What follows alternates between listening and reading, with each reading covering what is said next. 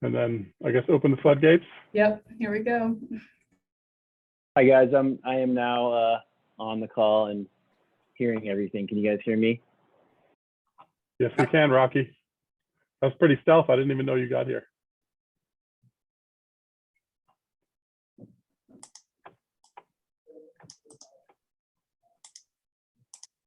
It's not letting me do stuff. What kind of stuff do you want to do?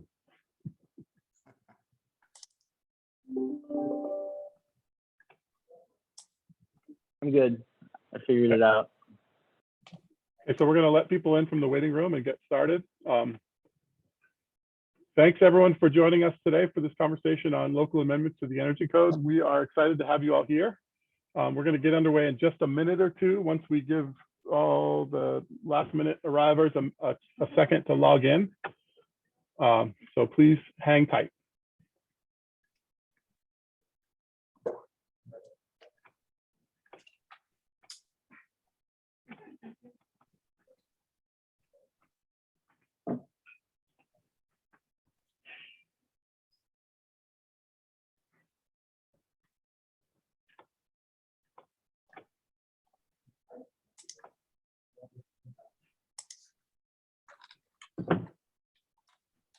Okay, one more minute. We got a full agenda, so we're going to get underway really quick here.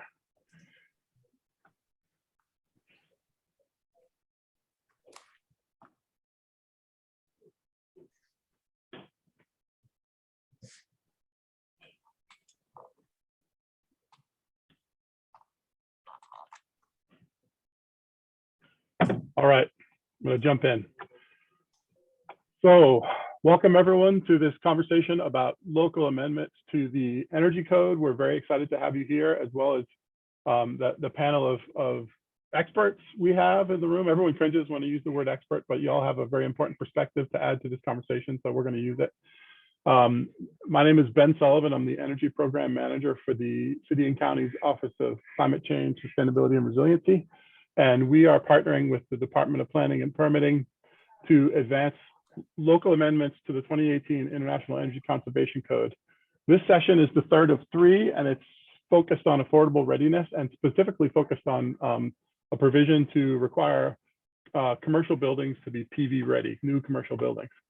So if we can go, let me see, here we go. Really, I want to emphasize that the purpose of this discussion is to get feedback. So feedback from all of you. We've done a lot of outreach already, and we've gotten some really good feedback from developers and contractors and a lot of different stakeholders about how these provisions impact them. The purpose of that feedback is to make the provisions we're proposing better, and in some cases to remove them from what's being proposed and what will be advanced to City Council. We really need the expertise of everyone involved to make this work, right? There's a lot of very difficult challenges in front of us with regards to energy, with regards to affordability, with regards to cost and climate change that we have to address, and the only way to do it is through collaboration. So we're really excited you're here. Welcome your feedback. I think one of the things I want to say before we just jump right into it is, and you can see who else on the panel, so I'm going to skip introductions given how much time we have, but just thank them profusely for being here and let them introduce themselves. If you have questions along the way, please do add them to the chat, and we'll be monitoring those. If we're able to, we can take you off mute towards the end if it's not too unwieldy with the size of the group, and have you directly engage. But generally, we're going to try to manage it just because the size of the group with doing so through the chat. We have a lot to cover, so I want to remind the panelists that it's going to be 10 minutes apiece. And so I've asked Alex, who is helping facilitate today, to put in a 1 minute left reminder in the chat for everybody so that panelist knows that they're coming up on a minute. And then when we hit 10 minutes, that's it. Daryl, as we discussed, we have 10 minutes for BIA, and I wish we could stretch that. And so hopefully, I think between yourself and Greg, you guys can also stay within that 10-minute range. And I know that's going to be a challenge, but we appreciate you doing so. And the reason for that is just so that we have plenty of time at the end for everyone to dialogue on these things and to really ask each other questions and understand each other better. So with that, next slide, please, Alex. I just want to make a quick comment on regulations, and we've been sharing this slide with everybody through the first two parts of this as well. I think we all know that regulatory burden is a real thing, right? There are costs associated with regulatory burden. The point we want to make really quickly here today is that regulations do not equal regulatory burden. There's a lot of things we can do to streamline the process, and they're really important that we do that. And there's some of these things that are already in process and that we are doing as the city and county to make the process better. I can't emphasize enough how much we need to continue to do this to make the process better. But you know, this is not a situation where we can just throw out all regulations because they're getting in the way. We have to be smart about it. We have to work hard. We have to make processes smoother, faster, better, more understandable, more transparent. And so this is just reacting to some really important work that Miyashiro is doing in terms of the regulatory burden that is prevalent in our environment. So next slide. This is the context for the conversation today. So I think everybody realizes this. I was just reading the news earlier. I think the Fed just raised interest rates another 0.75% today. So, you know, interest rates have obviously really gone up since the beginning of the year, causing, you know, impacting affordability, inflationary pressures across the market in terms of materials for construction, but in terms of many other things as well. Supply chains since earlier in the pandemic have been really challenging. And these all add to the difficulty of building affordable housing, which is something we desperately need on Oahu, right? So this is not something that we can think lightly of. At the same time, we have really serious demands in terms of electricity supply. We have a coal plant shutting down, which is an important aspect of our clean energy future and already in the works. There's tons of work going on with HECO and others to make that happen. The pandemic continues to strain our economy, and you know, climate change is not going away. It's only accelerating. And so I think we all know that we're in a very constrained environment. And the solution perhaps is to really look more and more to collaboration, to doing the hard work and asking the specific questions of how can we make this work? How can we find a way together to make this work? And that's what this conversation today is all about. So next slide. The Office of Climate Change, Sustainability, and Resiliency has a mandate through the Climate Action Plan to support the advancement of building codes, in particular the energy code, with the objective of trying to reduce greenhouse gas emissions. That's our mandate. That's what we're pursuing, and we are working with DPP specifically on the energy code towards that purpose. Obviously, affordability of energy is a key part of this conversation, and so as we look at the cost of construction, I think we all know that the cost of energy on the long term for residents is really equally important and needs to be weighted appropriately. And then, you know, that fundamental question again is how do we do better at collaborating? And we're going to continue to ask that, and we hope you do the same. Next slide.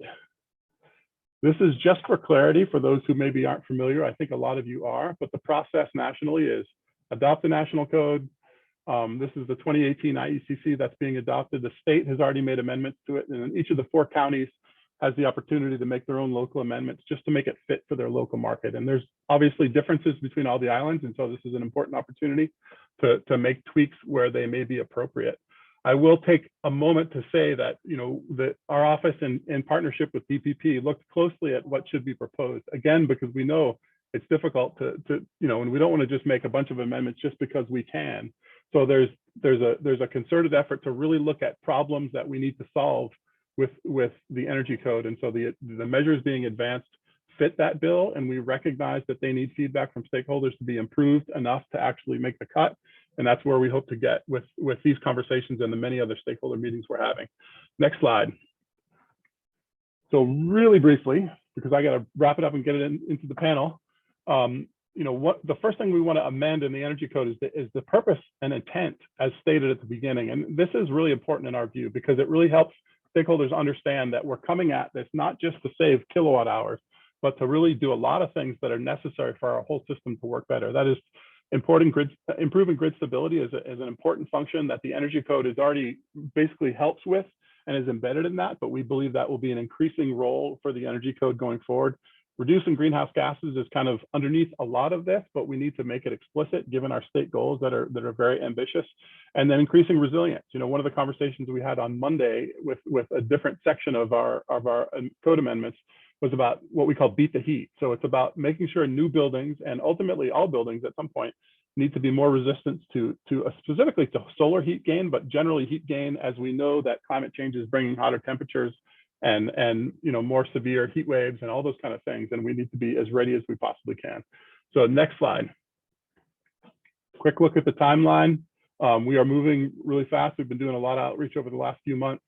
again, this small and modest set of amendments is coming forward, and we hope to get to council by about August, which means we got to wrap up our engagement fairly soon and do some internal work to get that ready, and then would go to council and hopefully be out before the deadline, which is December 2015. I'm sorry, December 2022, so that we don't just default to the state code and then ultimately go back to the local code, which really just causes a little bit of confusion in the market. I'm not going to dwell on this. So next slide. So here we are. We're in part 3 of this conversation. I want to make everyone aware that the links to the videos for part 1 and 2 are already posted on our website, and you're welcome to watch those. And then really quickly after today, we'll get this recording up as well, so folks can learn about this conversation who were not able to attend. Again, this is about commercial PV ready as a primary piece of conversation today, and I'll explain what that is in a minute and then hand it over to our panelists. Next slide. So what are we trying to address with commercial PV ready? This is an important understanding, right? So conceptually, the challenge we have and the challenge HECO has, but not alone with everybody in the stakeholder environment, is we've got to put a lot of renewable energy on the grid in order to achieve our 2045 goals. And in order to do that, we need to really look at where can we get that energy. And because Oahu has so many more people than the neighbor islands, and so much more energy demand, it's a really challenging question. You know, I moved over from Kauai a year ago, spent 10 years there. They're actually at 70% renewable energy and they're doing great, but they have a lot more land area to set up utility solar and other things without putting pressure on communities. Whereas here, we all know there's a fair amount of people on the west side that are really unhappy that there's so much utility solar being put all throughout their community. And there's other pressures as well. And so really taking advantage of rooftops to help. You know, it's not going to solve the whole problem by any means, but it's a part of the solution. And so we're putting this forward as a means of seeing more commercial rooftops be used for solar energy generation. Next slide. So what is the specific provision that we're proposing? And again, I want to highlight that this is a draft provision and input is being requested per the image. This is something that the state of Washington has adopted. I think we actually mislabeled it here on the slide that says Seattle, but it's the state of Washington has adopted this provision. It's linked in the slides, which we will share. I think we can probably also drop the link in the chat for those who want to check it out. It's a page and a half of code that basically says, hey, look, the building should be prepared for a future solar system if it's 20 stories or less. And that means creating a free area on the roof that is free of penetrations, protrusions, and equipment, and sized to 40% of the roof-free area. So importantly, when we talk about 40% of the roof-free area, we're not talking about 40% of the gross area. We're talking about 40% of the roof after you subtract out mechanical equipment, skylights, and other things like that. So it's really it's a fairly modest amount of space, and it's the lesser of that or 20% of the building load. Another part of the provision is a requirement to incorporate future dead loads of the PV system itself into the design of the building. So there's about an extra 4 pounds of dead load, which most structural engineers will look at and say, hey, that's Manini, but it's important to document because you can end up in a situation where in 5 or 10 years in the future, the building is not certified for the load and you have to go through a really extensive process to retrofit, which is really not a good situation to be in. And then finally, it needs to be ready for interconnection. And so that includes having the panel capacity and the spacing in the panel, and then thought going into the location of some of the necessary equipment for a future PV system. And so again, this is the proposal. We are very much interested in getting feedback on how to make it better and how to adapt it to Honolulu. And I will go to the next slide. If we can, Alex. I'm sorry, I should have said, Alex, go to the next slide as opposed to I will, because I don't think I have the control on this one. Oh, there it is. Okay. So there's a related policy that's really important to share with folks, and that is that the Department of Planning and Permitting has a land use ordinance amendment that is going to that would propose to allow rooftop solar canopies on both new and existing buildings, and that would allow them to exceed the height with that rooftop solar canopy of the existing zoning, so that basically you can add a rooftop solar canopy without sacrificing any of your available floor area and without getting into otherwise compromising the economics of the development. And so we think this is a really thoughtful and really forward-looking proposal. They have brought it to the Planning Commission and had some discussions on it. It still has to go to council, but we certainly support the intent of this and think it's very, very helpful in this context because it enables developers who might otherwise, might want a bigger system and don't want to deal with rooftop canopies, but can't otherwise get in within the height limit to execute on photovoltaics. Next slide. Really briefly, again, one of the really critical reasons for moving to solar is to lower and to stabilize rates. We're obviously in an exceptional period right now. So you see since February 2022, when the global oil market went into turmoil due to what's happening in Ukraine, prices have rapidly spiked due to oil. And interesting, what you see on Kauai is that because they are 70% renewable, they're not seeing that same spike. And so affordability and renewable energy go hand in hand. And we can't emphasize how important this is for people. Next slide. This data I'm putting up only to show the intent behind the thinking of the proposed amendment here. I am not standing behind and saying this is in any way super accurate, but it does illustrate a point that we're making, which is what we believe is the reason for doing this proposal. We believe that there's significant potential savings and the assumption that a building is going to have PV in the future, which is an assumption that we need to test, that there is really significant savings in doing a few simple things up front to manage that cost. This data came from a national source, and again, is not Hawaii specific, so we really very much welcome stakeholders sharing their specific experience, which is better than ours, and helping us understand what these dynamics look like in Hawaii. Next. I think this is probably my last slide before I hand it over to the panel, but again, setting context for the panel is really important. So we are looking for feedback on how to make this better. We want to know what things should be potentially exempted to make this more reasonable. What we don't want to do is ask someone to do PV ready on a building that's never going to have PV on it. That is a waste of time, a waste of money, and we can't afford it, especially with regards to affordable housing. So we want to understand under what conditions should we say go, under what conditions should we say no go, and how do we make sure that the system is as flexible as possible and easy for people to comply with. So you see some of the examples here. I won't read them off for you. Next slide. Last thing I'm going to talk about, and this relates to our Monday conversation, beat the heat. We know it's going to get hotter. One of the things that means is that what used to be a luxury in air conditioning is going to become a necessity in the next 10 or 20 years as it gets hotter and hotter. And the impact of that is especially acute on low and moderate income households. As you can see here from this data, the market is much more saturated for air conditioning in higher end homes than it is for low and moderate income. Adding AC is going to be expensive. And so all these provisions that reduce energy consumption, reduce heat gain, and help to put future solar on roofs help with that affordability to some extent. And that's why we feel they're so important. So with that, I'm going to stop and I'm going to hand it over to Melissa Miyashiro from Blue Planet. And I really appreciate everyone. Melissa, please keep it to 10 minutes, but thank you so much for being here. We look forward to what you have to say. Great, thank you. I need to request screen sharing access quickly. There we go. I think I'm up and running. Let's see how it works here. All right, can folks see my full screen there? All set up. All right. Okay, thank you so much, Ben. I really appreciate you bringing everyone together for this conversation. I'm happy to be a part of the conversation, contributing, listening, and just working together on this really important issue for Hawaii. Aloha, everyone. Melissa Miyashiro. I'm the Executive Director at Blue Planet Foundation. For those of you that aren't familiar with our organization, we are an independent nonprofit based in Honolulu.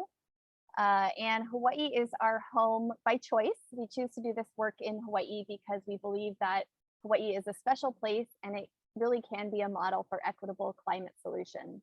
If we get off of if we transition off of fossil fuels in the right way, we can inspire and catalyze climate solutions globally.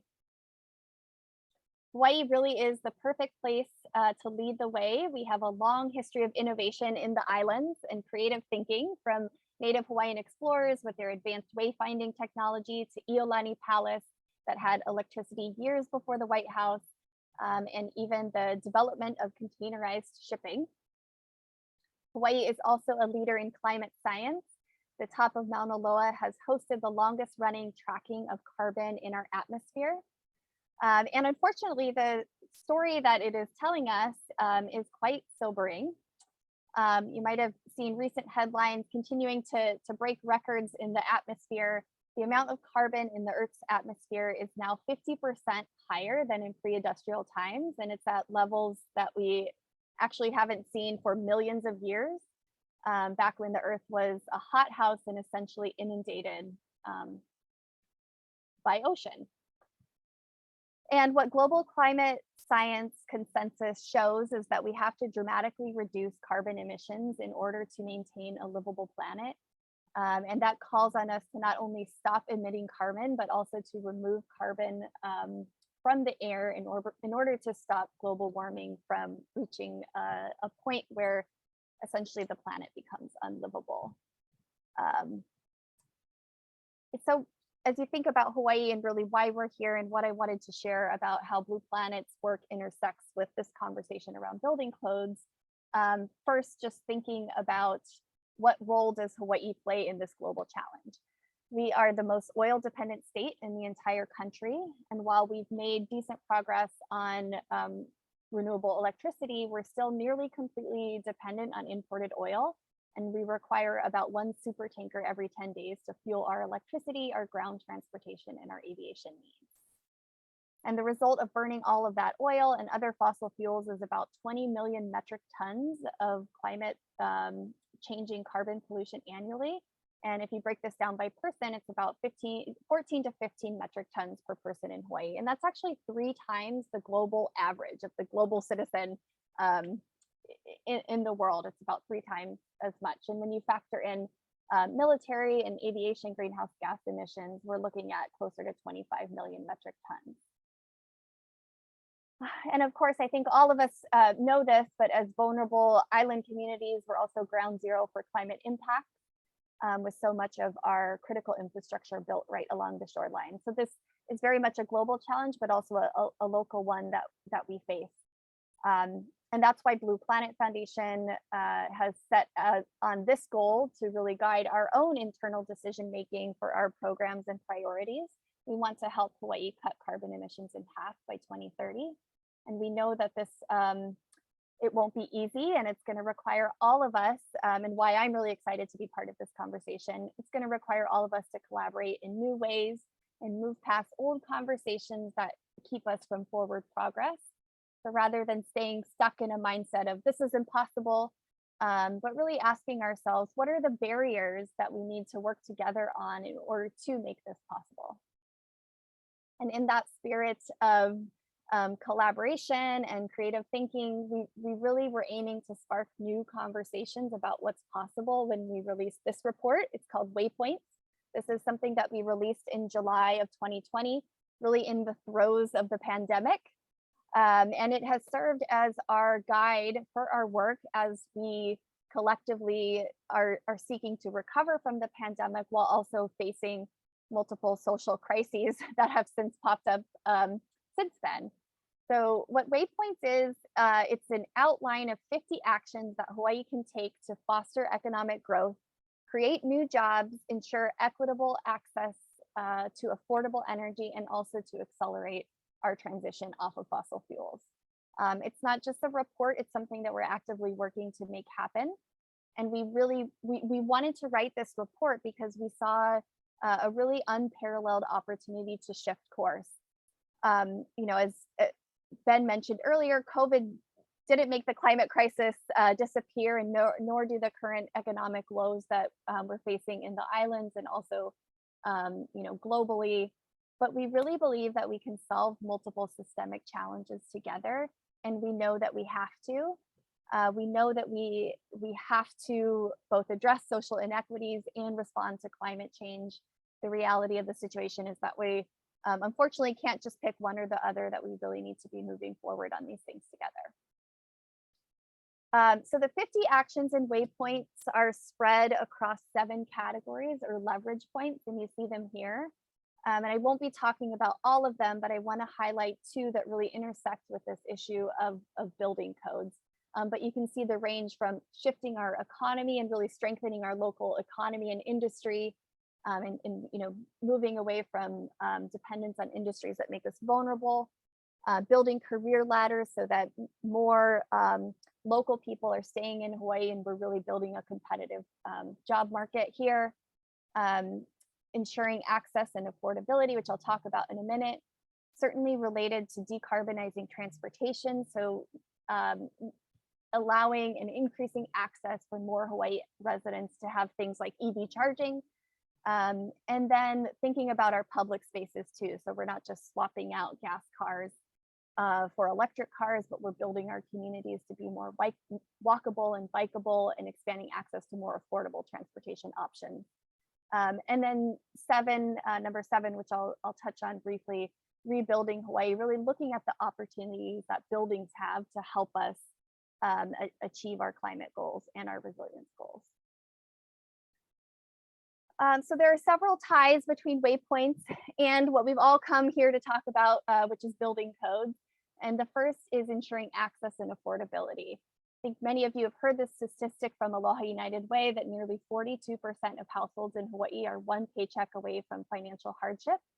And that figure is from even before the pandemic. So we had nearly half of the population in Hawaii living paycheck to paycheck even before this pandemic.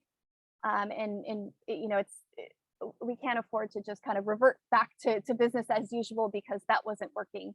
So we really need to think about new approaches that protect families and businesses by ensuring that they have access to low cost renewable energy and also affordable monthly energy bills. And with respect to building codes, one key segment of our community in Hawaii that's often left out of the conversation is renters and tenants. Hawaii businesses, as we saw very clearly from the slide that Ben shared, you know, we pay the highest electricity rates in the nation.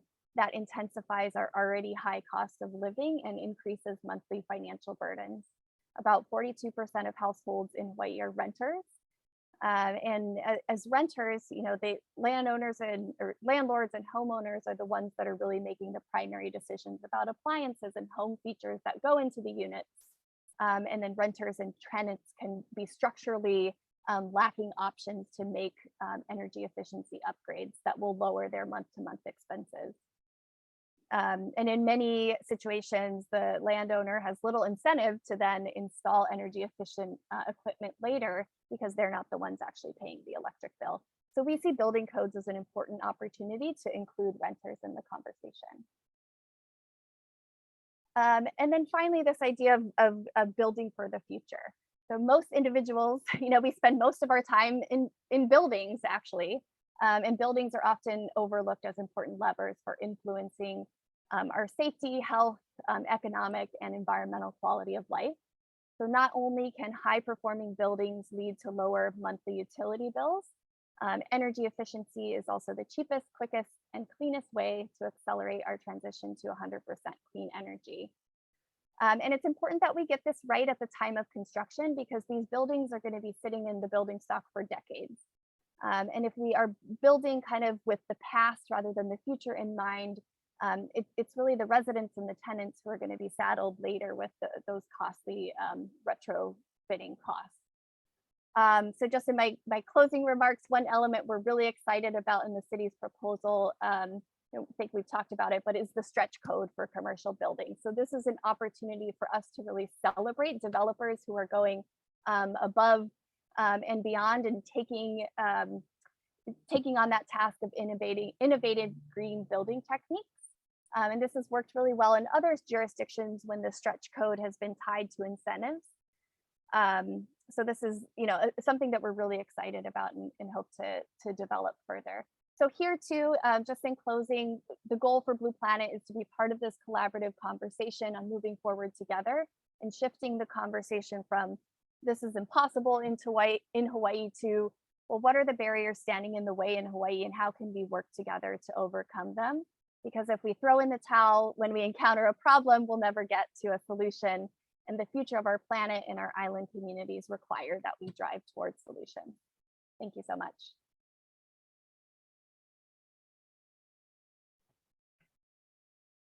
Thank you, Melissa. Really, really appreciate your presentation, and also staying in the time on the both. Okay, Next up, we have Lonnie Shinsato from HICO. Lonnie, thank you so much for being part of this, and let's go. Thank you, Ben, and thank you, Melissa. That was great. Aloha, everyone. I'm Lonnie Shinsato. Thank you for the opportunity to be here and talk to you about this. I manage our rooftop solar programs at Hawaiian Electric for both our residential and commercial customers. And I'm going to share a little about our renewable goals and our climate action plan, which does involve a lot more customer-sited generation from both our residential and commercial customers. And for that reason, because we need to grow solar over time, we do support the intent behind this code change, supporting PV ready for commercial buildings. But that said, we fully understand that reaching our renewable goals is complex. It could be potentially costly, and there are many other interests and trade-offs that do need to be considered. So for that reason, we're very open to hearing what the questions and concerns may be around this code change.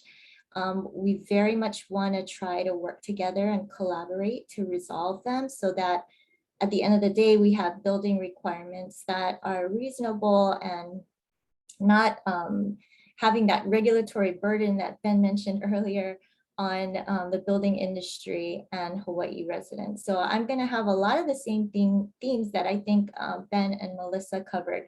I did want to say up front, that's my overall takeaway. And then I'll get into more details as I go through this short slide deck. Okay, next slide, please.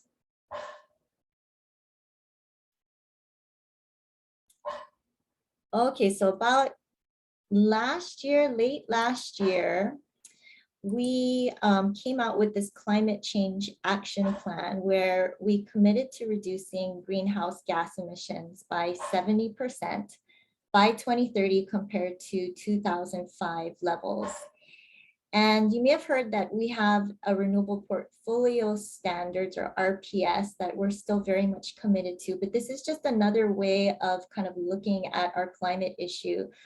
So we put this out as a complement to the RPS, and I think this is really a testament to the fact that we take climate change very seriously, and we're doing all that we can as a company, working with all other stakeholders to try and manage and mitigate the impacts of climate change as best we can. Next slide, please. So I mentioned the 2030 goal of 70%. This is our 2045 goal. We want to be net zero carbon emissions by 2045. And we know this is an ambitious mission. We basically have to replace fossil fuels with renewable resources to generate electricity by 2045. And this is not something that we can do on our own. We fully realize that we're going to need help from everyone to help us achieve these goals. Next slide.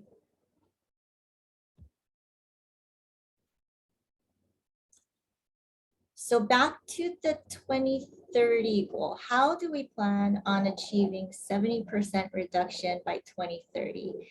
I just mentioned that we're going to need everyone in the canoe. So I'm not going to point out all of the action items here, but only the ones where we're really going to need help. So importantly, because this is my job at Hawaiian Electric, we're planning on adding nearly 50,000 more rooftop solar systems to our customers' rooftops. This is on top of the 92,500 that are already installed. So that's a stretch goal for us.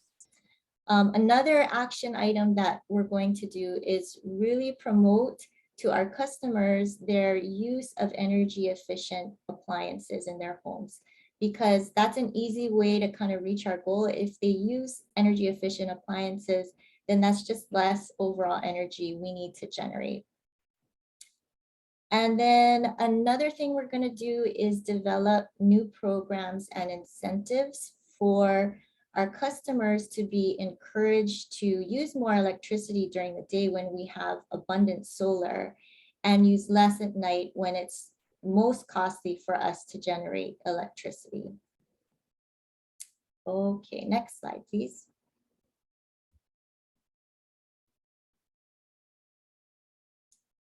So we should be very proud of what we've done so far as a state, and particularly in the county of Honolulu. So hats off to Ben and the team from the Sustainability Office here.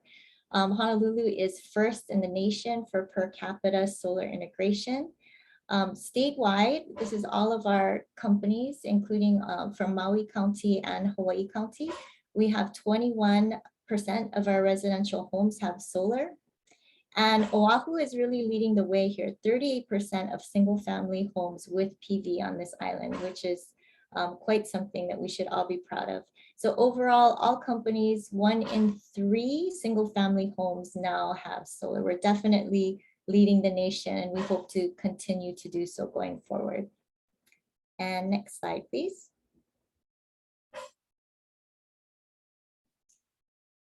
We've done a lot, which I just covered, but we still have a lot more to go. I mentioned the 50,000 more rooftop solar systems that we need by 2030 to achieve the 70% reduction goal that I mentioned earlier. That is the near-term goal. This provides a picture of what our resources could look like to achieve the longer term goal of 100% reduction by 2045. So note the big part of the pie at the top left, that is comprised of customer solar at 17.8% or 1,490 megawatts. So that's a lot. But this picture also shows that we can't rely on one resource alone, nor should we, because we in Hawaii are very blessed to have very rich and diverse renewable resources. And the other parts of the pie are those other resources like wind that you see in the blue there, and even geothermal that we have on the Big Island. So tying it back to the PV ready for commercial buildings and the building code, this is why we support the intent to change the code. We simply need more customer solar, both in the near term and the long term. So we're trying to find ways to encourage our customers to do that. Okay, next slide. And I think this is my final slide. So all of that was about how we definitely want more solar going forward. And we know growing renewable resources is important. However, like I mentioned in the first slide, we know this is not a simple task, and that planning to transform ourselves from fossil fuel to, oh, my screen just went blank. Okay, hopefully you guys can still see and hear me. That was weird.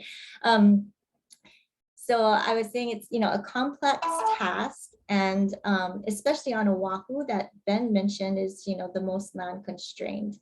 So we laid out the planning principles that you see here that really reflect our recognition that this is not, clear cut and simple.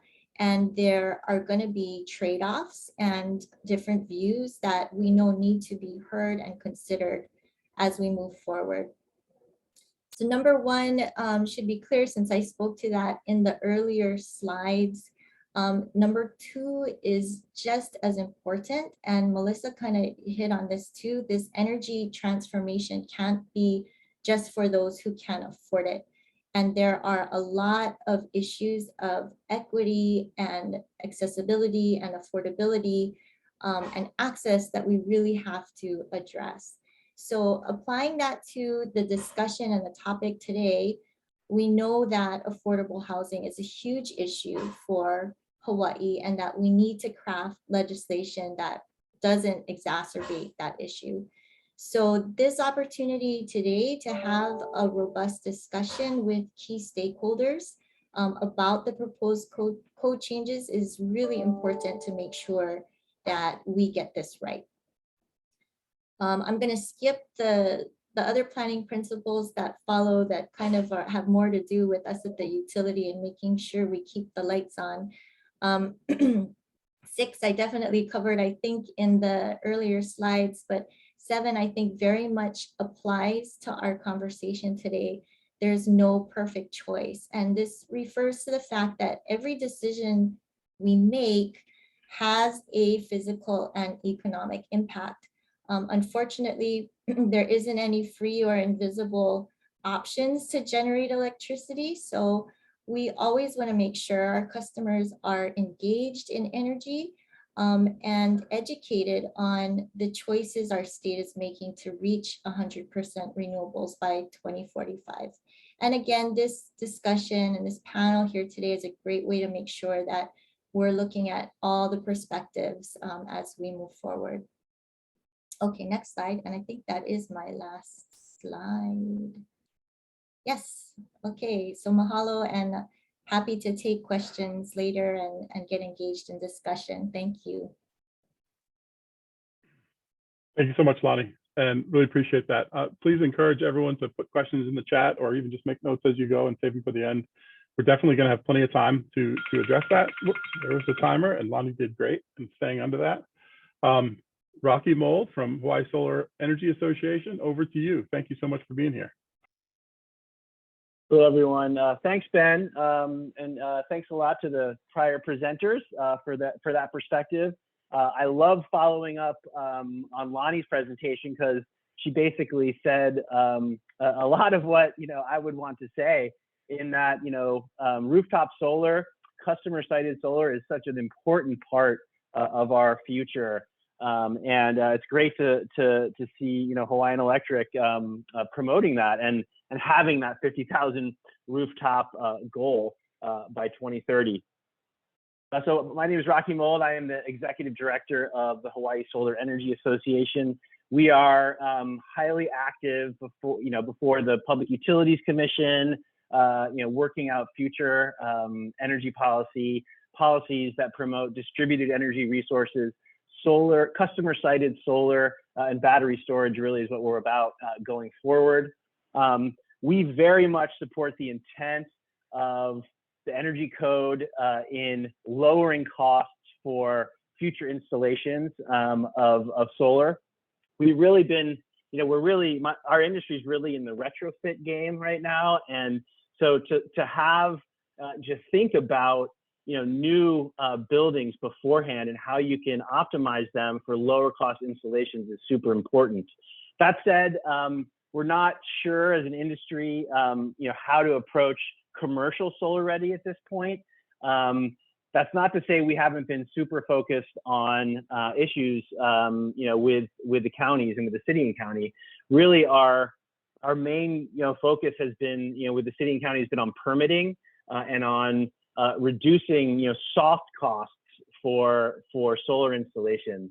If you look at it on a national basis, about 70% of the cost of installation comes down to soft costs, not the hardware cost of an installation. And so when I say soft costs, this means things like sales tax, permitting, inspection, interconnection, supply chain management costs, installation labor, sales and marketing, and overhead. So this is really, the focus for our industry, not just here in Hawaii, but nationally. And if you look at how the United States compares to other countries in terms of permitting and installation costs, we're laggards significantly. In the U.S. overall, it's about $3.60 per watt of soft costs. I would say that's probably higher here in Hawaii. That's a national number. But in places like in Germany, it's $1.50. In the UK, it's $1.70. And in Australia, it's $1.80. Again, that's basically less than a half the cost for the United States soft costs. So that's something that there's a lot of room for improvement on. So the HSEA and its allies have really been talking with the city about how to address that. And while we do think there's a place for building codes, obviously, and we do want to be part of this conversation going forward, we've been in a very intense conversation with the Department of Planning and Permitting and the mayor's office and the managing director's office at the city and county, as well as CCSR, and how we can improve the permitting process. I don't know, there's been a lot of sort of print and media on this recently, but due to COVID, due to various things that are happening right now, DPP is down on resources, is down on headcount, and there are backlogs building up at the permitting office. And those backlogs are actually getting in the way of us achieving these renewable energy policies that we have. In fact, many of you may know that as the AES coal plant is closing down, there's a new sort of groundbreaking program that we designed before the Public Utilities Commission called the Battery Bonus Program. And this is with HECO as well. This is actually a program that incentivizes adding battery storage to customer-sited solar. Well, we've been, while we've been adding, systems, and we've been reaching towards the capacity of these programs, we're actually not getting as rapid uptake of this. And we see the permitting as an issue, because it's not just a matter of how much you can get, but there's really a timing issue with the closing of the AES plant. So we've, through allies at the Powering Past Coal Task Force, we've actually been able to get some more intense meetings with the city, and we've made some significant progress in opening up the permitting process to actually opening up the online process to more types of permits. And this is a huge time and cost savings for our industry. But we're actually talking to the city about ways to actually open that up more. So we're hopeful that in the coming days, we'll have some news about some new approaches to opening up permitting for solar. Many of you may know, we not only are talking with DPP and the city about how to do this in practice, but there's actually a law in place that we had passed, at City Council, Bill 58/2020. It's now Ordinance-20-44. That bill actually sets in place a more streamlined permitting process, online permitting process, specifically targeting really multifamily and commercial segments. So we think if we can really implement and comply with that bill, it'll go a long way towards meeting many of the goals, these longer term goals of a commercial solar ready provision. Because right now the bottleneck isn't so much that buildings you can't put solar on buildings. It's really all the permitting issues that you run into when you try to put a system up. It's also business model. There are business model issues with multifamily and commercial projects. And we're actually working through the Public Utilities Commission and with HECO on ways to do multifamily shared solar and sort of virtual power plant type projects that will help lower the cost of energy and of solar installation for the residents of multifamily buildings. So in addition to codes, really the message here is it's also permitting and business model changes that need to occur to also lower the cost for installing solar on commercial. Finally, I'll end my time by saying, we are part of HSEA is part of a campaign to promote Solar App. Solar App is an automated permitting tool that actually incorporates codes into a tool and actually helps installers and plan reviewers by actually creating compliant energy plans, compliant permits for solar. And so we're big proponents of that and think it really could go a long way. Again, we look forward to being part of this conversation for designing a provision in the energy code that would help.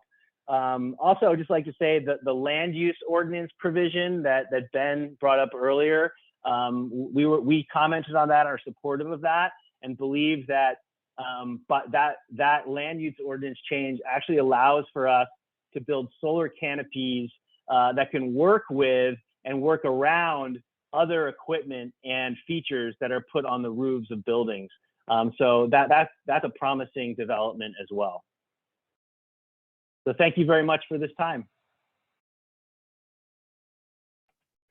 Thank you so much, Rocky. Really appreciate your perspective and to hear what your priorities are as the Hawaii Solar Energy Association.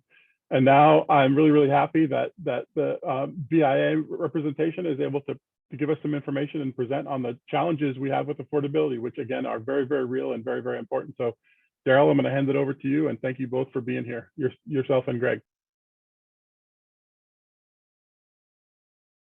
Oh, still muted. Sorry about that. Okay, thanks. My name is Daryl Takamiya. I am the 2022 BIA president. I'm also with Castle and Cook. I also have Greg Thielen with me. He is a past president of BIA as well. And he's also the chair of our codes committee. But right now, you know, the BIA, the Building Industry Association, we understand and we agree that climate change is a very big issue and it's important, and it will surprise you guys to find out that we're not opposed to all of these code changes. There's some, of course, that we are, but we understand the importance of it. However, we do want to advise caution in how we approach these things, and that we think it all the way through. And you know, we advise this because we're the group that has to ultimately implement this and make it pencil out. And we would also like to note that a lot of the buildings that we're building now are extremely efficient under the current codes. You know, it would be, for example, like I said, I work with Castle and Cook as well.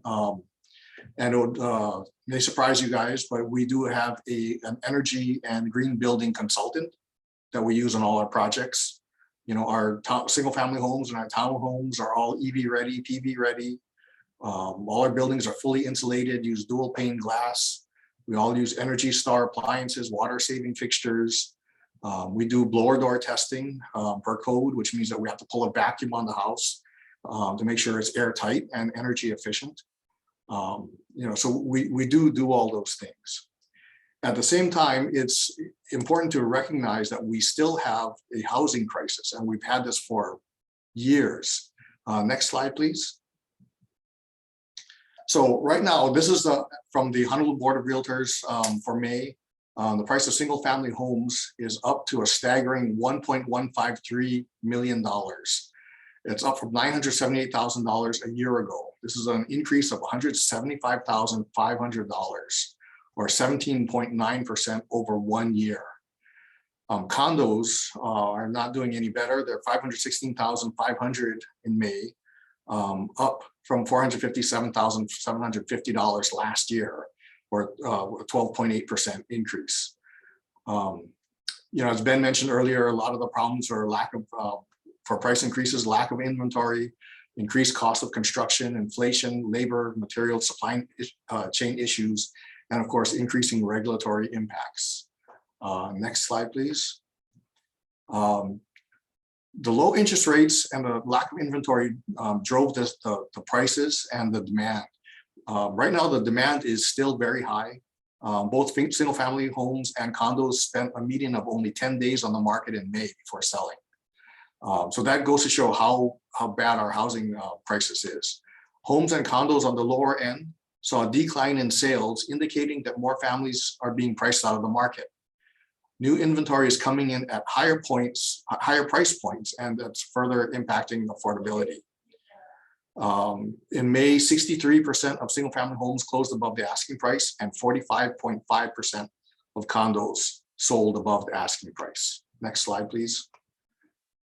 So everybody only looks at the house construction for cost, but for developers, there's a huge outlay before we even start to build homes. Roughly $460,000 per home is for the cost other than home construction, and that's land, off-site development. Those are roads, sewer, water, storm drain, all the utilities, electrical, and on-site development is actually where you're building the house itself. Off-site is like all the roads and things like that. Delays add cost. Our Koa Ridge project was supposed to start in 2008, but ultimately started in 2020. Legal challenges delayed the project for over a decade. And you can see it just added a whole bunch of a huge cost to the house, as well as impacting supply. Next slide, please. Okay, Yeah, thank you. Okay, these numbers are from the National Association of Home Builders. BIA is a member of the NAHB. That's our overall national umbrella.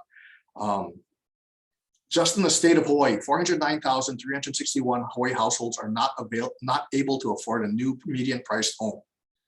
A $1,000 home price increase would make 200 more Hawaii households disqualify for a new home mortgage. So recently we had an issue with hot water recirculating pumps where there was we think it was an error in the code. Howard Wigg is actually, who's on this, is helping us correct that. But the change alone added $1,500 to we're doing an affordable project, and it added $1,500 to each unit. That means that change alone priced out 300 families from being able to afford these units just because of that mistake. So that's how important it is. As an example, also a quarter-point increase in mortgage rate means that a household would need an additional $2,445 in income to qualify for a 30-year mortgage.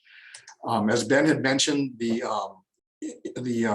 feds raised the rate. My understanding from our sales side is that the mortgage rates are now 6.25%. That means the low in 2021 was 3%. That means compared to that low period, right now a family would have to make an additional $31,785 to qualify for that same unit as a year ago. So you can see how much that impacts affordability. And the Fed is still going to keep raising rates. Per UHERO's 2022 second quarter forecast, inflation in March hit 7.5%. This is outdated already. I think we're much higher than that. But it costed households an additional $3,600, and as well. So income is going down. Personal income is declining by about 5% this year, and in 2023 they think it's going to recover less than 1%. So we're losing ground basically. Mortgage rates. I just use an example. This is outdated numbers already based on what happened today. So you can see how much. It's a losing battle. You're losing it on the mortgage side, and you're losing it on the increase of the house price increase, where the houses increased by $55,000 since January, right? That's only 4 months ago. It went up 55 grand from January 2022. Next slide, please. Okay, this is the housing affordability chart. You can see that the Honolulu area is far below the national average on affordability. In fact, I think my understanding is when they calculate how people can afford mortgages, I think they do it a little bit differently in Hawaii as opposed to the mainland, because if they use the mainland standards, nobody would be able to buy a house in Hawaii. But that's how far off we are from the mainland. Next slide, please.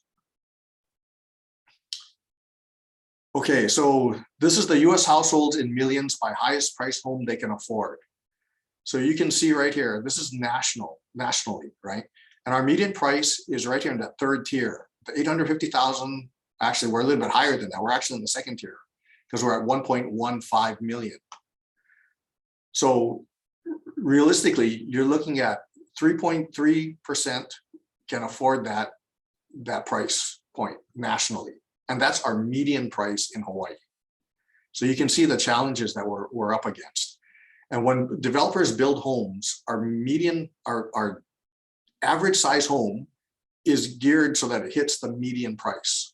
So our standard family, we're not talking executive homes. We're not talking the really big luxurious homes. We're talking about a standard home is that we gear it so that it hits the median price, and that they're selling right now for $1.1 million.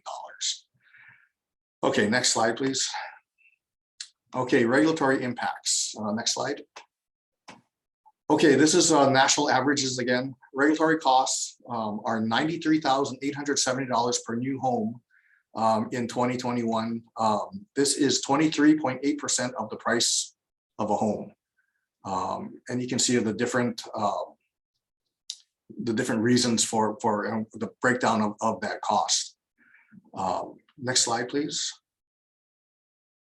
Regulatory costs in Hawaii, you can see that the regulatory burden is the highest per UHERO by a significant amount, 50% more than the next highest state, New Jersey. and triple that of Alaska, which is the least.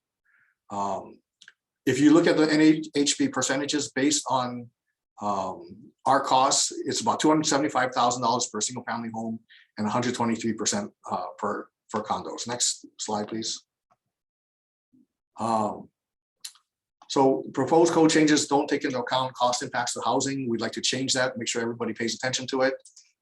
We think that houses are very efficient right now, so we need to be able to look at it, make sure we're not facing diminishing returns. And basically we want everybody, everything we look at the new code change, we'd like to look at cost impacts. That's basically what this is right now.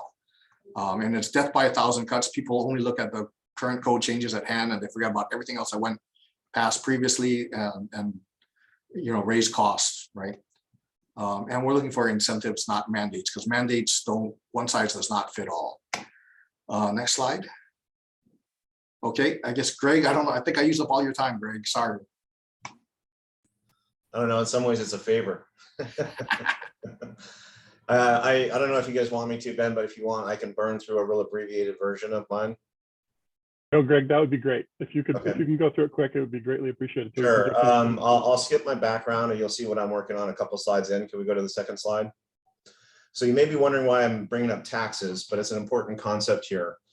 Regressive tax is a tax takes a larger percentage of income from the low income learners. So all of us on this call, we go grocery shopping, we all pay the same tax rate. A progressive tax is one that takes into account our income earning. So it's important concept when you look at building codes. Next slide, please. So this kind of speaks for itself. It's the concept here is that building codes are regressive. No matter what home you're talking about, you're still talking about the same code. So I'm building affordable housing.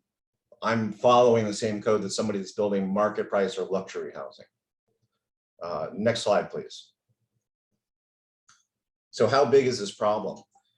Daryl highlighted the information nationally there. You can see that the code change in the last 10 years alone have accounted for almost $25,000 in a new home nationally. So how big of a problem is that here? You look at the level of regulation we experience here, and you can see that it's going to be a much more significant number. Excuse me. And as Daryl mentioned, there's the death by 1,000 paper cuts process to that. Next slide, please. So why does it matter?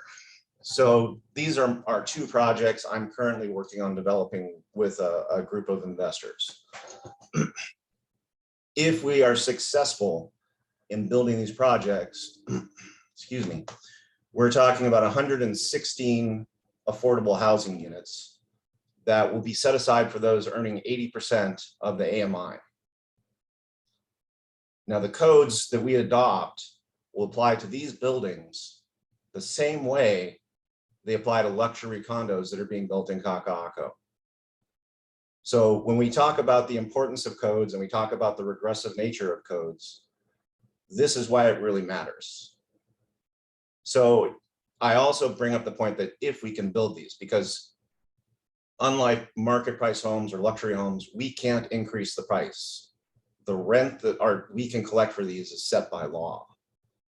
So if we can't build it, if we can't get the numbers to pencil out, these buildings just don't get built. It's not they get built and we charge a little bit more. So this is where codes really hurt those that can least afford it. Next slide, please. So as I said, I was going to burn through this, and hopefully I did. I just want to make a point that the only way out of this crisis is to build our way out of this crisis. There's a lot of speculation that we can deregulate or do away with vacation rentals and vacant homes, and somehow that's going to solve the problem. It is not. We need to build affordable housing. And that is a very important issue that needs to be taken into account as we look at these code adoptions that we're considering. Hopefully that was speedy enough, and thank you for the time.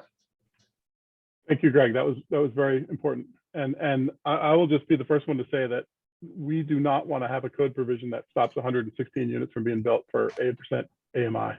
And so this is the conversation we absolutely need to be having.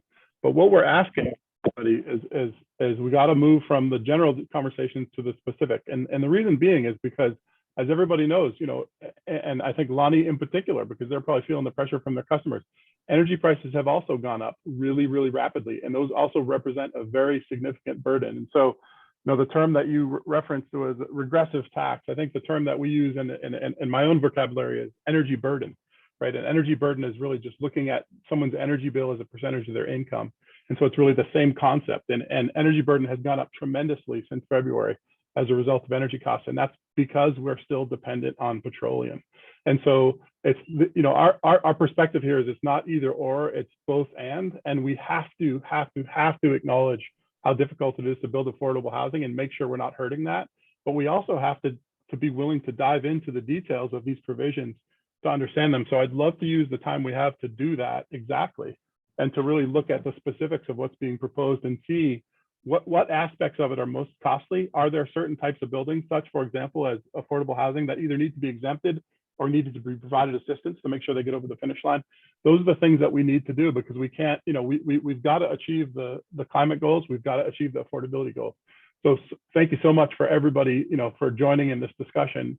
Really want to open it up to anyone on the line who wants to question, or even just, you know, panelists. We can go back and forth if there's not questions in the chat. I'm going to stop talking. Ben, can I jump in real quick? I just want to let you know something that I glossed over because I was trying to go so quickly is we actually have to pay all of the energy usage for our tenants. We're not allowed to charge them for it.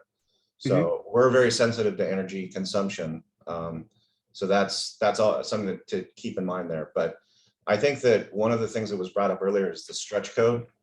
Yep. And we think that's an idea that has some significant merit. And frankly, this particular code amendment, this provision regarding rooftop ready, we believe belongs in the stretch code. Now, the stretch code, to me, or to not just to me, to the BIA, to all the builders, as we got together and discussed this, I'll just share that with you, is a much bigger conversation than the current code adoption timeline really allows. So while we're supportive of it as a concept, ramming it through right now, in our opinion, would be counterproductive in the long run. So I just, since I made my presentation so brief, I just took my little bit of leeway there to just respond to that particular point and share that position with you folks. And I'll turn it back over to you for Q&A. Oh, this is exactly what we want to do. We want to have back and forth, and we want it to be with the panelists, but also with the rest of the folks on the line who I'm sure have a lot to share as well. So Alex, I don't know if you got any questions in the chat. That's the first thing I want to do, is make sure we're not just talking at each other and ignoring questions from those who are participating. There was one early on about why isn't efficiency on the planning principles of HE from Austin. Thanks for the question, Austin. We definitely consider energy efficiency to be an important part of this. And I think that was on my earlier slide. So even though it didn't make it into the planning principles, which I think are a little more high level and kind of guide us as we plan, energy efficiency is a significant part of how we reach our climate action goals.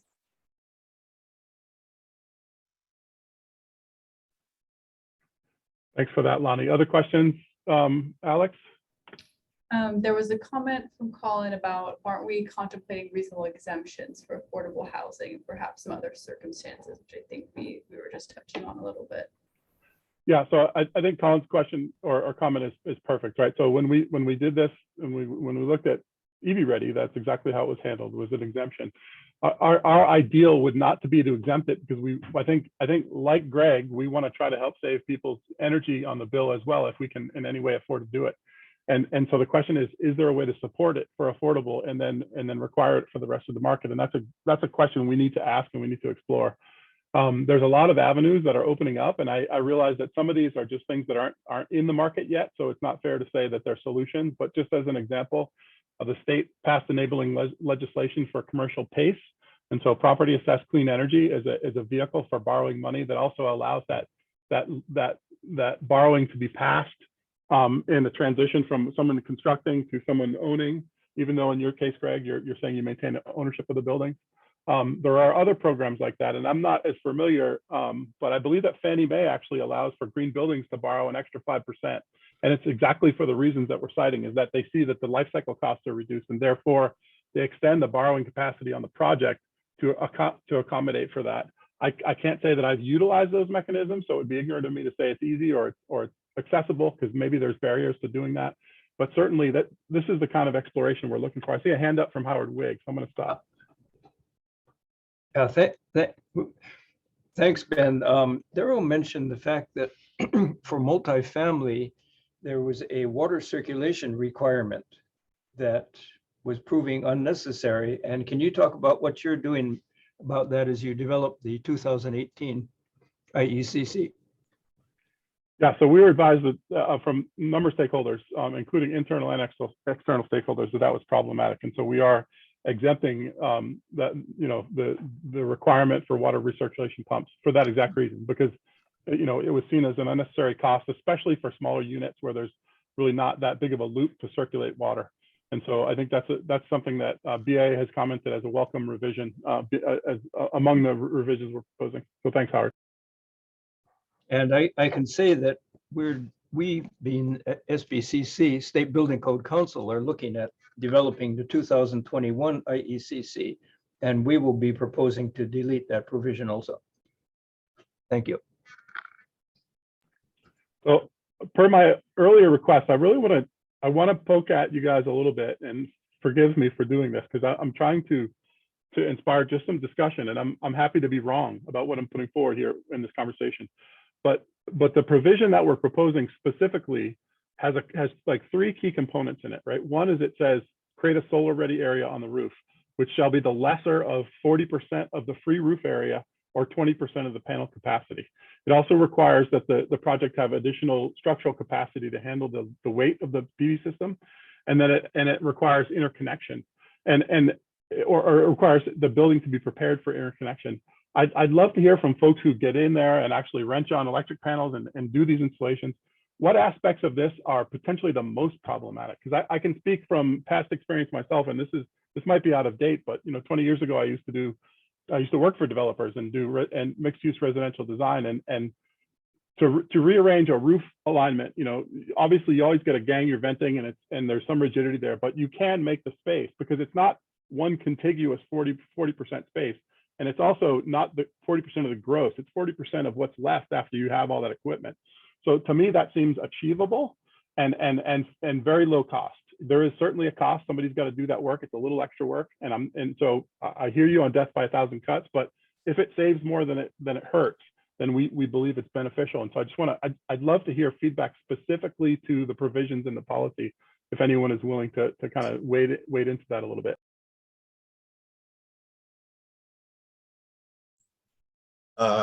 I'll jump out and just say, like, in your own estimates, which you said were national estimates, you talked about like a $7,500 increase for the cost of complying with this provision. The question isn't so much what you can borrow and where the sources can come from. It's how much income does your project produce, and will that support the cost? So it's not really driven by the cost as to whether the project, in a weird sort of way, it's driven by the income, which is where affordable housing is so severely handicapped, because you can't increase your prices. So just because inflation has added 7% to the building costs, and regulations add another 4% to the building costs, you don't get to charge anymore. So I would say that's the side of it. The other part of it that I would say as an answer is I'm gonna probably throw Rocky under the bus here, but he was referring to the true barriers to installing solar systems. I don't believe anything in this code amendment really currently acts as a barrier to the installations that their group is doing. I'd love to hear from him on that, because I know in my experience, when I've worked on projects where we've had photovoltaics, this has really not been the issue as to whether or not people incorporate it. One of the examples is, like, for our projects, we are trying to do PV because we are paying for all of the electricity.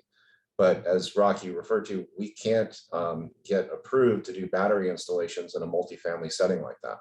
So to me, that's a barrier that you would want to be working on rather than these. So hopefully I haven't put any words in Rocky's mouth, but hopefully I've teed him up to give you a good response.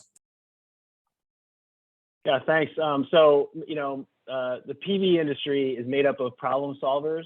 So when they get a project and they look at a roof, they figure out ways to get the solar up there. And yeah, I think there are incremental additional costs that need to occur, on roofs that may not be ready for that solar. But to be honest, I think that the other stuff that I talked about and that you mentioned, Greg, is a bigger issue in our minds. And when we look at, provisions to spend our time on, we don't just want to see the cost, we want to see the benefit cost ratio. And if we're going to prioritize our time and our resources on doing something, we want to get the most bang for our buck. And right now, I think, I mentioned that land use ordinance provision that basically right now that offers a pretty good, sort of out for you get basically an extra 10 feet to put a canopy over stuff on the roof. And in some ways, I think that might be actually a better solution, because you don't even need to worry about the 40%. I mean, you can get a significantly greater portion of panels up there beyond that 40% with a canopy. So I think I think the issue, I think I mentioned this to you, Ben, is instead of adding on that dead load, that additional kind of, pounds, the load that the roof can handle, making sure if a developer can, point to the fact that there's enough, structure to be able to handle a canopy on the roof, then maybe that's a good alternative that you can go with, because you could actually maximize and get more panels up there with a canopy and with racking and structure. Well, demonstrating the design of a future canopy would definitely be compliant in our view, and we can write that in. The 40% was intended to be the minimum, and obviously these things are developing in parallel. And so 100% agree with you. I want to kick it over to Colin, because he had his hand up a moment ago, and I think he might have had some comments to add as well.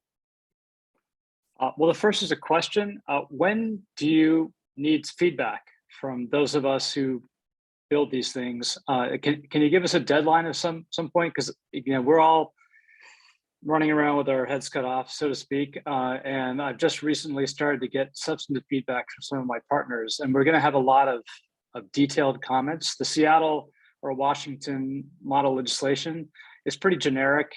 It's not at all really, well, it's not applicable to Hawaii in a lot of ways, right? We're different. Yeah. So what's the deadline? Or can you give us one? let me respond to both. So the first question is about it's not applicable. I'll take them in reverse order. So that's as we've been presenting this to folks, we have been definitely noting, for example, the 20-story limit. That's what they put in Washington. We don't necessarily assume that's what should be in this market. So we'd love to hear feedback on that. So that's the whole purpose of all this outreach. As far as a deadline, a lot of things are moving, and so we can just say, hey, give us everything you can within 2 weeks. The sooner we get feedback, the more valuable it is, but we're not going to stop. We want to get this right. And so, I mean, if it's reasonable to say 2 weeks, we would love to have feedback within the next 2 weeks. And that would be very, very useful. I think what we're asking for is a conversation, because very often that first level of feedback, there's communication that's missed, and then you need to do it again and again, and then you actually get to a product that works. And so that's the hope that we're looking for. But thank you for the question.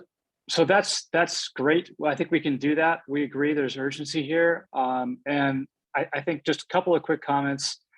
Some of this stuff will be hard to come up with generic regulations that are helpful, like especially on the electrical side. So much depends on the variability of the load itself and how the load is used. And so it is really difficult to kind of plan ahead of time exactly what you're going to need for the switchgear and for the inverters. And sometimes, especially with places that are rented out, they don't even know what the tenants are really ahead of time, and the loads that the electrical engineers put into the plans are kind of generic. So that's one thing. It's one kind of bigger challenge. But the other big comment is that a lot of this doesn't necessarily have to add cost at all. It's often a failure of imagination on the architect's part, where they just don't think about trying to put the mechanical or the HVAC equipment kind of out of the way, to leave some kind of open contiguous space that is more efficient to install solar. Solar isn't always thought about in the initial design process. So simply getting incentivizing people to think about it in the initial design process, that can make a big difference without adding much cost. And candidly, that's certainly part of the thinking, right? Is that you put it in the code, and that's a way to flag it. I wish we could just have a megaphone that got to everybody. And I think a lot of the people on this call who are conscientious about their work, like Greg, are already doing that. But the reality is it doesn't capture everybody. And so, great feedback, because if there are specific things that are less useful, we want to pull them out. Let's be really clear about that. We don't want to put in things that are not useful in here, but we do, I think, all share the recognition that there's some urgency in trying to help move the system forward. So thank you. One thing that that Greg mentioned as well, sorry if I'm jumping in if someone has their hand up, is energy storage. I think really, for Hawaii going forward, we also need to take into account energy storage paired with the solar. So we might want to think about how to do that as well. It's funny that you mentioned that, Rocky. We've been working with New Buildings Institute, and they actually have a storage ready provision, but we rejected consideration of it because we thought it would get too prescriptive. And so, we welcome feedback on how to do that right. If there are particular things that can be done in preparation for a building, but we just didn't know enough about it, and we felt unsure that we didn't want to propose it because we just felt unsure about how successful it could be relative to the other measures. So thank you very much. It's super important because right now something like 80% of all installations at residential, 80% of all installations are solar plus storage here in Hawaii. We lead the nation by leaps and bounds in terms of the amount of energy storage paired with solar.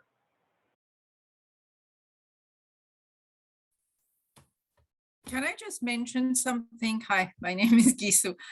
Listening here, I work as an energy consultant here on the islands.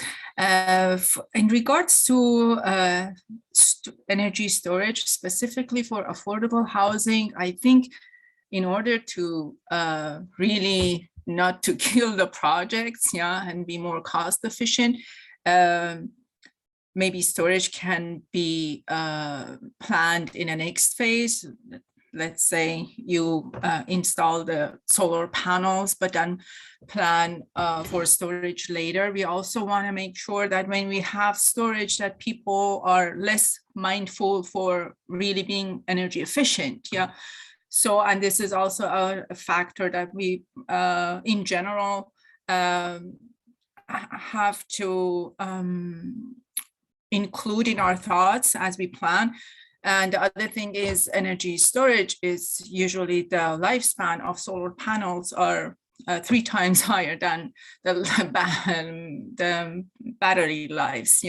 So that's an additional cost that we are basically putting on everyone for the next 30 years to change the storage every 10 or 12 years. So that's a thought we should also have in mind. Thank you.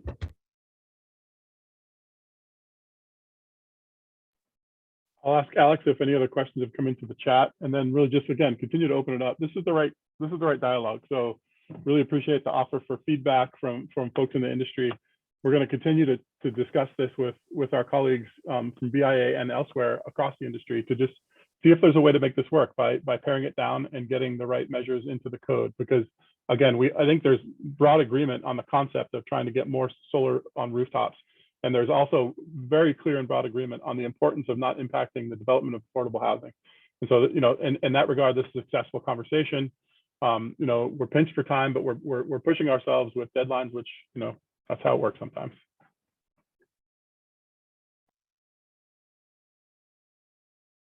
So Alex, nothing else in the chat right now? Nothing else yet. I have a quick question for Lonnie. I know that before there was talk about ECO having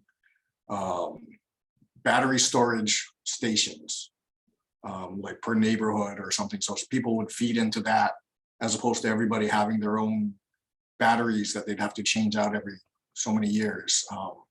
Lonnie, is there any plans on that? Thanks for the question, Daryl. I'm going to say up front and give a disclaimer that I'm not the best person to answer this question because For my team, we do focus on more the residential storage. However, I do know that we are working on getting a kind of bigger utility scale type of battery installed KES. And then I think the concept that you just mentioned is more like a community storage type of concept.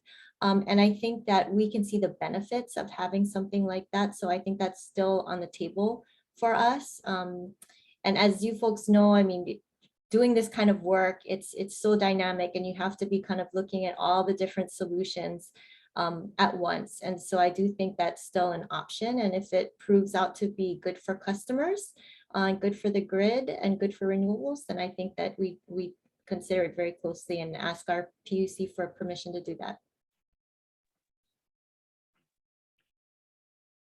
Any more thoughts or discussion?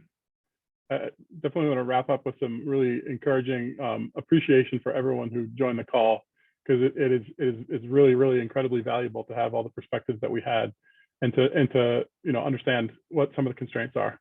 We're going to continue to work hard on this as we move forward, and we are going to compromise to make it work for everybody, because that's what we have to do, is to collaborate and find that middle ground. We very much would like to hear more specifics on how this can be pared down and made better, and even from those who don't support it. Just, hey, we don't think this is the right thing to do, but it's livable if you do X.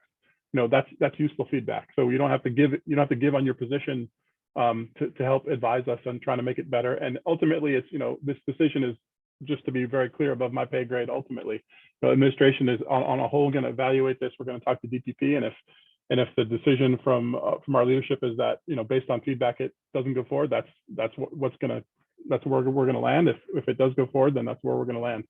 So this is a collective effort to try to understand the facts and understand what's best to be proposed, and then council will have to address it as the normal process.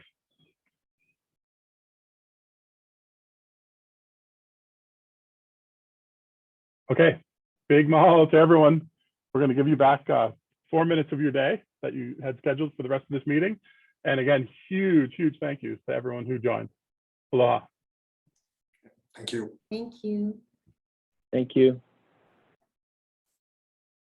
Thank you.